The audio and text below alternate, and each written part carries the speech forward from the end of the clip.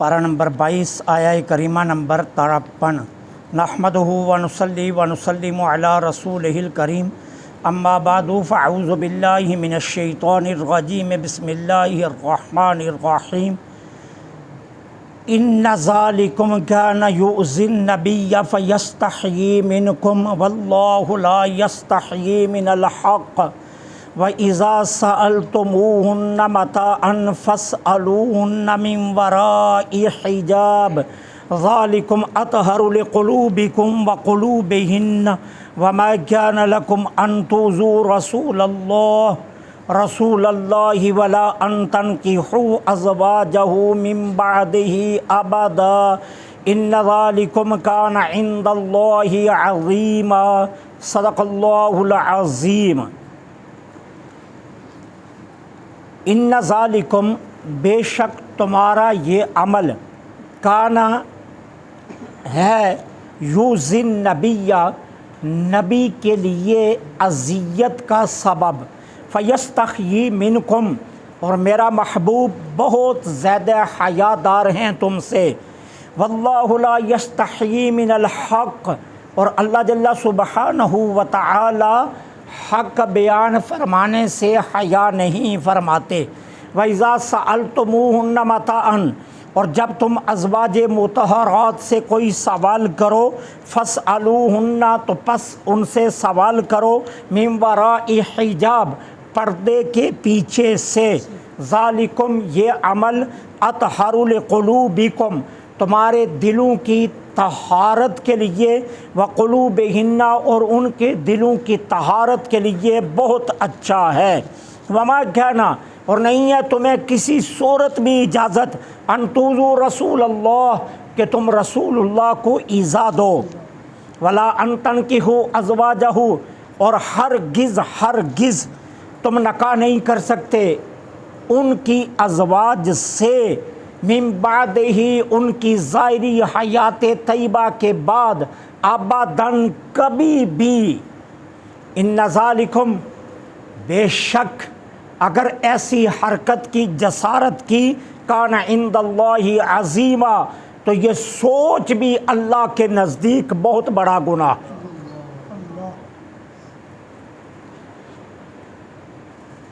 5 हिजरी ज़ीक़द का महीना था जब नबी करीम सल्लल्लाहु अलैहि वसल्लम ग़ज़वा बनु क़ुरैज़ा से फ़ारिग हुए।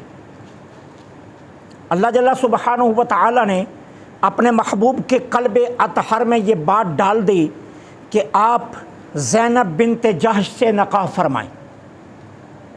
सरकार अलैहिस्सलातु वस्सलाम ने हज़रत ज़ैद बिन हारिसा को भेजा और कहा जाओ ज़ैनब को पैगाम निकाह दो। हज़रत ज़ैद बिन हारिसा जब ज़ैनब बिन्त जहश के यहाँ गए तो वो उस वक़्त आटा गूंद रही थी।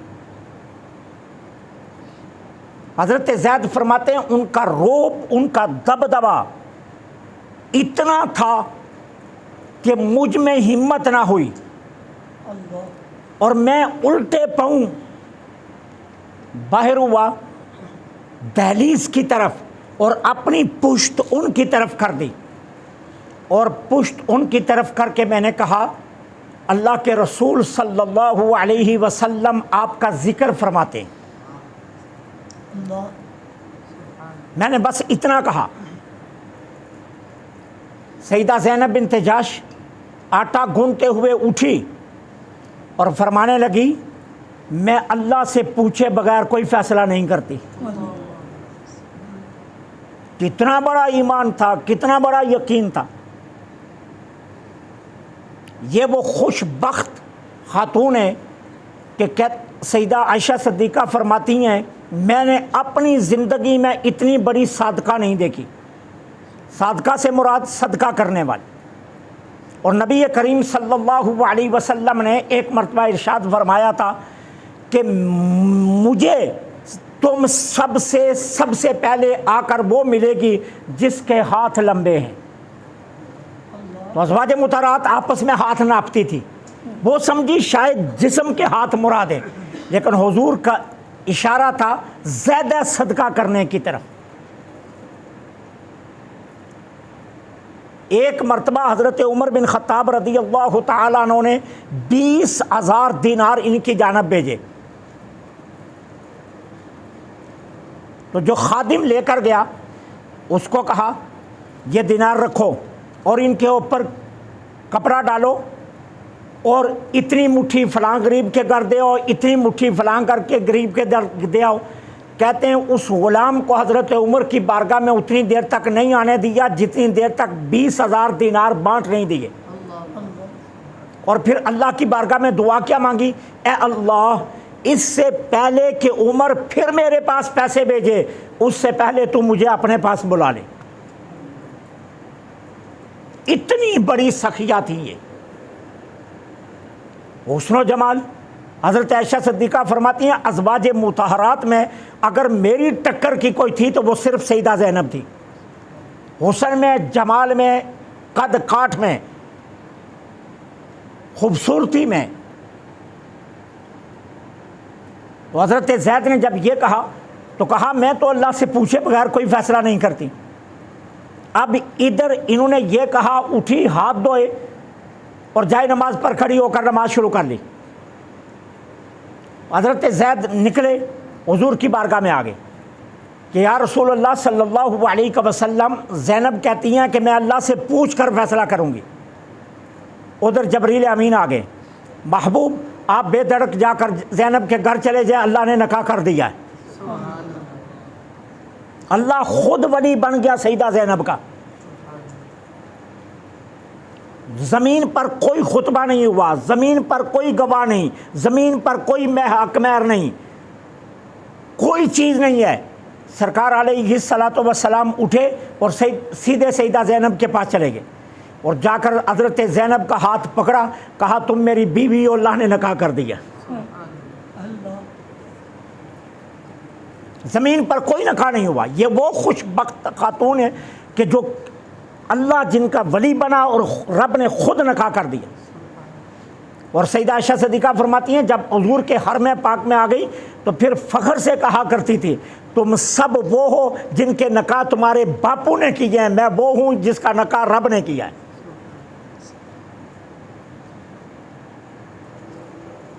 तो इनके वलीमे के मौका पर अल्लाह जल्ला सुब्हानहू व तआला ने ये आया करीमा नाज़िल फरमाई थी। अब उसके बाद अल्लाह ताला क्या फरमाता है, तुम बैठे हो, महबूब हया फरमा रहे हैं, तुम्हें कुछ नहीं कह रहे, ये नहीं इरशाद फरमा रहे उठकर चले जाओ, लेकिन याद रखो जहाँ महबूब की बारी आए फिर अल्लाह हया नहीं फरमाता, अल्लाह तुम्हें खुद अदब सिखाता है। फिर उसके बाद फरमाया अगर तुम अज़वाज मुतहरात से कोई सवाल करो, दीन का, दुनिया का, कोई मसला पूछो, हदीस पूछो, कुरान की आयत पूछो। सहाबाई किराम को अगर घरों में ख़वातीन के मसाइल पेश आते थे तो सहाबा अज़वाज मुतहरात से पूछते थे। जिस तरह जनाब उमर बिन ख़त्ताब रज़ी अल्लाह तआला अन्हु गश्त कर रहे थे तो एक खातून वो अशआर पढ़ रही थी और उन अशआर का तर्जमा ये बनता था कि मेरे साथ खेलने वाला नहीं है और मैं उसके इंतज़ार में हूँ। हज़रत उमर रज़ी अल्लाह तआला अन्हु ने अगले दिन अपने ग़ुलाम सालिम को भेजा, कहा तहक़ीक़ करो ये औरत ये अशआर क्यों पढ़ती है। पता चला उनका खामद जिहाद पर गया हुआ है। सीधे अपनी बेटी हफ्सा के पास गए, कहा रसूलुल्लाह सल्लल्लाहु अलैहि वसल्लम का कोई हुक्म है तुम्हारे पास कि एक खामद अपनी बीवी से कितना अरसा दूर रह सकता है। हज़रत हफ्सा शर्माने लगी, कहा नहीं, शरीयत के मामलात में शर्म नहीं, अगर हुजूर का कोई फरमान है तो मुझे बताओ।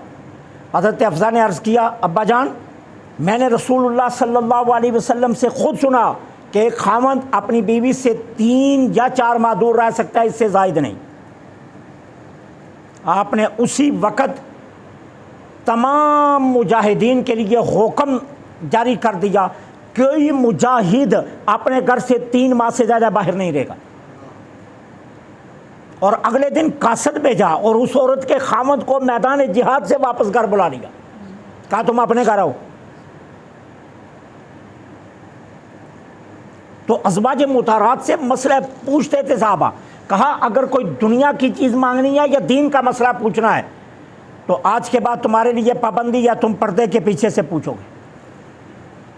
अज़वाज मुतारात के लिए पर्दा सख्त था उम्मत के मुकाबले में।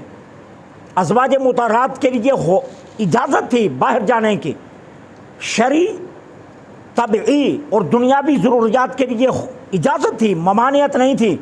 लेकिन जाना है तो कैसे? अपने सारे जिस्म को ढांप कर, यहाँ तक कि हाथों और चेहरे को भी ढांप कर जाना है। हाथ और चेहरा भी नहीं खोल सकती थी। उम्मत की ख़वातीन के लिए हुक्म है, उम्मत की ख़वातीन के लिए हुक्म है कि वो तभी ज़रूरतों के लिए अपना चेहरा और अपने हाथ खुले रख सकती हैं, बाकी नहीं। अच्छा, फिर हमारे यहाँ मखलूत निज़ाम है। यूनिवर्सिटियों में बच्चे और बच्चियाँ इकट्ठे पढ़ते हैं, दफ्तरों में बच्चे, नौजवान और ख़वातीन इकट्ठे काम करते हैं, और यहाँ पर्दे का कोई इत्माम नहीं है। दुपट्टे गलों में डालकर सर नंगा बग़ैर किसी पर्दे के इख्तिलात के साथ काम होते हैं। और कहा यह जाता है कि जी, कहा आगे से ये जाता है कि ये कोई लाजिम नहीं है। शरीयत मुतारा सख्ती से कहती है, जो ये कहते हैं ना कि दिल साफ़ होना चाहिए। अज़वाज मुतारात से ज़्यादा पाकीज़ा हैं वो, उनके दिल अज़वाज मुतारात से ज़्यादा पाकीज़ा हैं। या जो लोग ये कहते हैं कि देखो जो है ना मर्द उसका दिल साफ़ सुथरा होना चाहिए, क्या सहाबाई किराम से ज़्यादा उनके दिल साफ़ हैं? अल्लाह तो सहाबा पर पाबंदी लगा रहा है। क्यों? उसकी वजह सुनिए। उसकी वजह बुनियादी ये है कि जब आपकी किसी के चेहरे पर पहली निगाह पड़ती है ना, तो उस वक्त जो ख्यालात उठते हैं वो आपके इख्तियार में नहीं है, वो आपके इख्तियार में नहीं है। और अल्लाह जल्ला सुब्हानहू व तआला इन बेइख्तियारी वसवसात पर भी चाहते हैं कि पाबंदी रहनी चाहिए, इन पर पाबंदी रहनी चाहिए। इसलिए कहा गया कि हाँ, अगर मखलूत तालीम है, मजबूरी है, तो फिर नकाब करके जाएं। चेहरा खोलना जायज़ है, लेकिन महरम के लिए, गैर महरम के लिए नहीं। चेहरे का भी पर्दा है, महरम के लिए हाँ, तभी ज़रूरत के लिए औरत अपना चेहरा डॉक्टर को, हकीम को दिखा सकती है, तभी ज़रूरत के लिए। और अगर तभी ज़रूरत नहीं है तो फिर गैर महरम के सामने चेहरा खोलना भी मना है। अब हम कहाँ कहाँ रोएं? कॉलेजों का हाल बुरा, यूनिवर्सिटियों का हाल बुरा, दफ्तरों का हाल बुरा, और सबसे बड़ी तबाही हमारे निज़ाम शादी। माज़रत के साथ, दिल आज़ारी मकसूद नहीं, हदायत मकसूद है। अब तो लोग इसको फ़ख्र समझते हैं। अब तो दरमियान से हजाब भी उठ गए हैं। पहले तो ये होता था ना कि ख़वातीन एक तरफ, मर्द एक तरफ। अब तो ये निज़ाम भी ख़त्म हो गया। अब तो बड़ी बड़ी मार्कियों में जब जाने का मौका मिलता, दरमियान में कोई हजाब नहीं है, एक ही सोफ़े पर मर्द बैठे हैं, औरतें बैठी हुई हैं। इतनी बेबसी होती है कि जो लम्हे वहाँ गुजारने पड़ते हैं वो तौबा तौबा करके गुजरते हैं।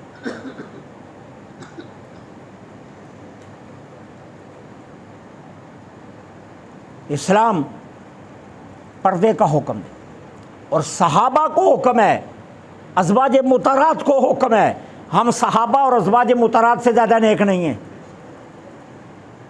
कहा ये तुम्हारे दिलों के लिए भी और उनके दिलों के लिए भी बहुत ज़्यादा पाकीज़ी का सबब है।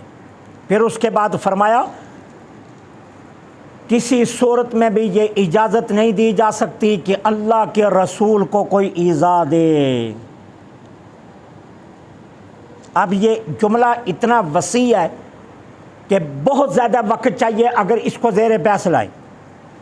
सरकार के वालिदैन करीमैन को अलियाज़ु बिल्लाह, अगर हम गैर मुस्लिम के हैं तो हुजूर को इज़ा नहीं होगी?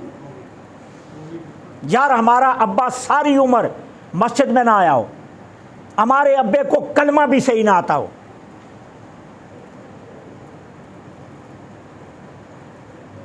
आज़ाद कश्मीर इलेक्शन में हमारे मुल्क की एक बहुत बड़ी शख्सियत तकरीर करते हुए कलमा सुना रही थी, मोहम्मद रसूलुल्लाह पढ़ रही थी, जिनका दावा है, जो तकरीरों में कहते हैं हम मौलवियों से ज़्यादा दीन जानते हैं, जो ये लफ्ज़ बोलते हैं कि मौलवी दीन के ठेकेदार नहीं है, हमें भी दीन आता है, वो मोहम्मद रसूलुल्लाह पढ़ रही थी। और फिर सुम्मुम बुकमुन उम्युन, ये आयत पढ़ते हुए 8 मरतबा गलत पढ़ी आयत।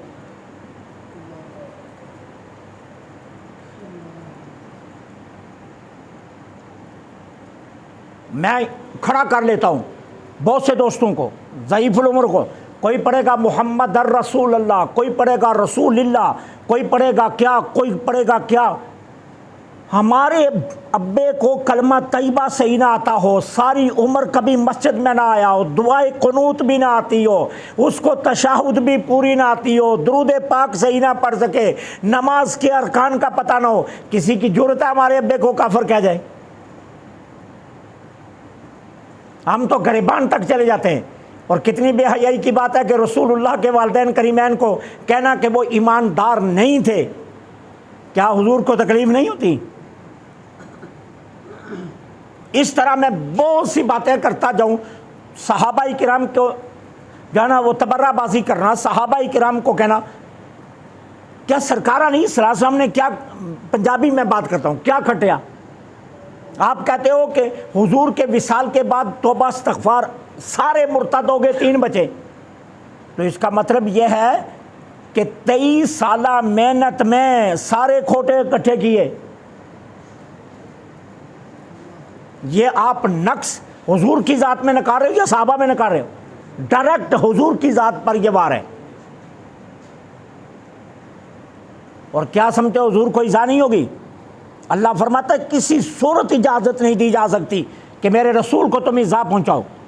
अल्लाह तो इतना भी बर्दाश्त नहीं कर रहा कि हुजूर की तबीयत पर गरां गुजर जाए और तुम 5 मिनट ज़्यादा बैठ जाओ, कह जाए कि तुम ज़ुबान से कोई जुमले कहो। कहा किसी सूरत ये इजाज़त नहीं दी जा सकती कि तुम रसूलुल्लाह को इज़ा दो। और सुनो, फिर ना उनकी अज़वाज से कभी भी तुम नकाह कर सकते हो। अब इसके 2 माने, कुछ मुहद्दिसीन ने कहा इसलिए नकाह की ममानियात है कि वो मोमनों की माएँ हैं और माँ से नकाह जायज़ नहीं है। लेकिन जमहूर मुहद्दिसीन कहाँ गए? जमहूर मुहद्दिसीन ने कहा वजह ये नहीं है, वजह ये है कि हुजूर दुनिया में थे तब भी ये हुजूर की बीवियाँ हैं, हुजूर तशरीफ़ ले गए फिर भी यही हैं, और जन्नत में भी फिर यही होंगी। नकाह फसक नहीं हुआ। सरकार के विसाल से सरकार का एक नकाह भी फसक नहीं हुआ। हज़रत उमर बिन खत्ताब, सही बुखारी की हदीस है, मेरे आका ने फरमाया हर किसी का नसब और हर किसी का नकाह फसक हो जाएगा, क़यामत के दिन भी मेरा नकाह और मेरा नसब कायम रहेगा। अबदा, कितनी सख्ती का लफ्ज़ बोला गया, किसी सूरत सोचना भी ना। हुजूर अलैहिस्सलातु वस्सलाम की एक कनीज़ा थी, हुजूर के विसाल के बाद उनसे हज़रत इकरमा बिन अबी जाल ने नकाह कर लिया। हज़रत सिद्दीक़ अकबर ने बुला लिया, कहा तुम्हारी जुर्रत कि तुमने हुजूर की कनीज़ा से नकाह कर लिया? हज़रत उमर बिन खत्ताब भागे हुए हैं। कहा हाथ जोड़ता हूँ अमीरुल मोमिनीन, ये वो हैं जिनसे सरकार ने नकाह नहीं किया था, सरकार की सिर्फ खादमा थी, सरकार ने इनको पर्दा भी नहीं करने का हुक्म दिया था। ये बाज़ार से सौदा सलब भी अज़वाज मुतारात कहलाती थी, इसलिए हुक्म इनके लिए नहीं है, हुक्म उनके लिए है जिनसे सरकार ने नकाह किया था। और अबू बकर और उमर का अकीदा क्या है कि उनका नकाह आज भी कायम है।